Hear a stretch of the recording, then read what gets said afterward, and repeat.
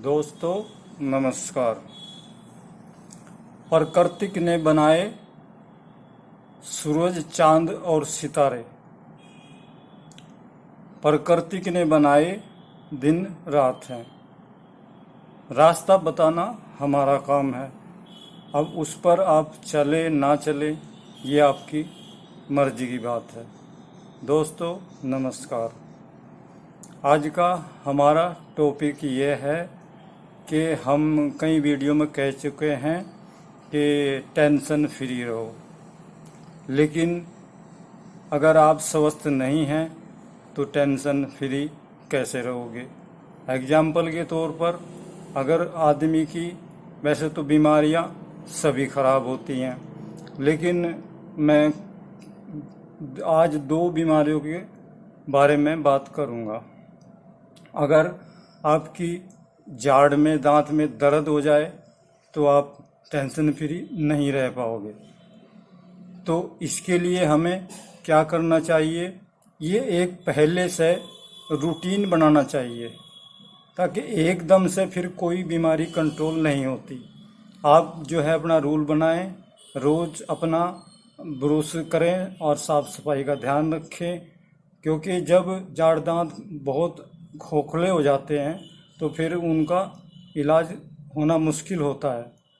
रही दूसरी बात यह कि प्रकृति ने हमें कई पौधे भी ऐसे दिए हैं जो जिनसे वो हमारी काफ़ी बीमारियों में सक्सेसफुल हैं। मैं एक, अगर मान लिया आप एग्जाम्पल के तौर पर आपके कभी जाड़ या दांत में दर्द हो जाए तो डॉक्टर साहब तो 2-4 बार दर्द बंद करने की दवाई देंगे, उसके बाद कह देंगे भैया आप निकलवा लीजिए। लेकिन मैं आप एक को ऐसा पौधा बताऊं आपको जिसका नाम होता है खुशपोको। अब उसकी एक पत्ती आप शाम को जिस जाड़ में दर्द है वहाँ पे दबा लो और सुबह को उसको निकाल दो, तो रात भर में जैसे वो उसके अंदर कीड़ा होता है जो सुराख करता है वो मर जाएगा। तो हमेशा हमेशा के लिए दर्द बंद। नंबर 1। अब नंबर 2 बीमारी यह है कि कुछ लोग मान लिया एक्सरसाइज हो या प्रेयर हो या कोई कभी कर लिया कभी नहीं कर लिया, महीने में 2 बार कर लिया 4 बार कर लिया, तो उससे क्या है कि एक अच्छा रिजल्ट हमें नहीं मिलता। तो हमें जो भी काम करना है उसे नियमित रूप से करना चाहिए, लगातार करना चाहिए। अब हमने काफ़ी देखा है लोगों को कि कुछ लोगों के पेट बड़े हो जाते हैं। अब उसका क्या है कि अच्छा खाना पीना चिकनाई वाला, और धीरे धीरे उनका वेट बढ़ते बढ़ते पेट बढ़ जाता है। अब उसका भी एक तरीका आप शुरू से अगर अपनाएंगे तो ये भी शिकायत आपको देखने को नहीं मिलेगी।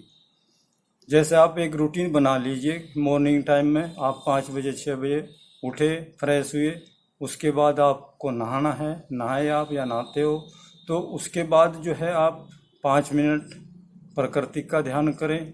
उसके बाद फिर आप एक्सरसाइज करें।